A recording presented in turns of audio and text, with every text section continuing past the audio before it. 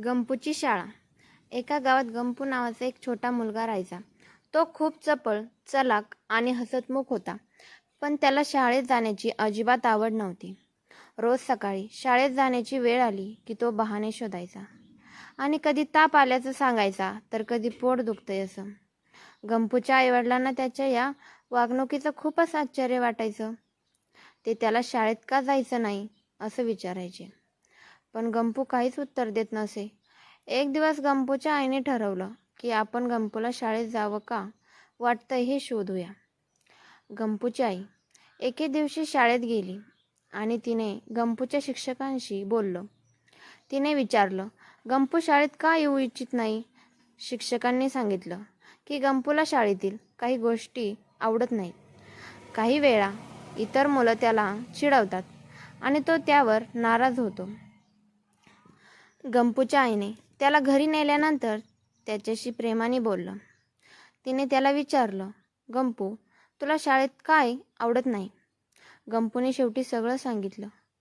त्याला अभ्यासाचे विषय कठीण वाटायचे आणि इतर मुलं त्याला चिडवायची, म्हणून त्याला शाळा आवडत नव्हती. गंपूच्या आईने त्याला सांगितलं की गंपू, शाळा हे फक्त शिकण्याचं ठिकाण नाही, तर तिथे आपल्याला नवे मित्र मिळतात आणि आपण खूप काही नवीन शिकतो. तुझ्या शिक्षकांसोबत तुझ्या अडचणी बोल आणि त्यांना तुझी मदत करायला सांग. गंपूने दुसऱ्या दिवशी ठरवलं की तो शाळेत जाईल आणि त्यांच्या शिक्षकांसोबत त्याच्या अडचणी बोलेल.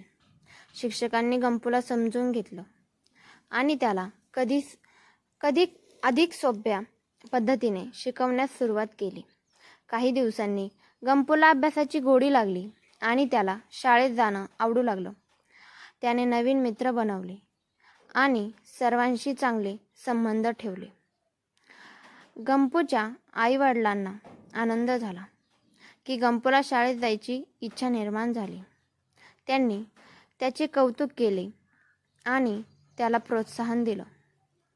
ही गोष्ट आपल्याला शिकवते की कधीकधी आपल्याला आपल्या अडचणींचा सामना करावा लागतो आणि त्यांना कसे दूर करायचे हे शिकवावे लागते आणि मुख्य म्हणजे आपल्याला धैर्य आणि प्रयत्नांच्या जोरावर कुठल्याही अडचणीवर मात करता येते. बोध, शिक्षणाचे महत्त्व आणि शाळेच्या सुरक्षतेचे महत्त्व.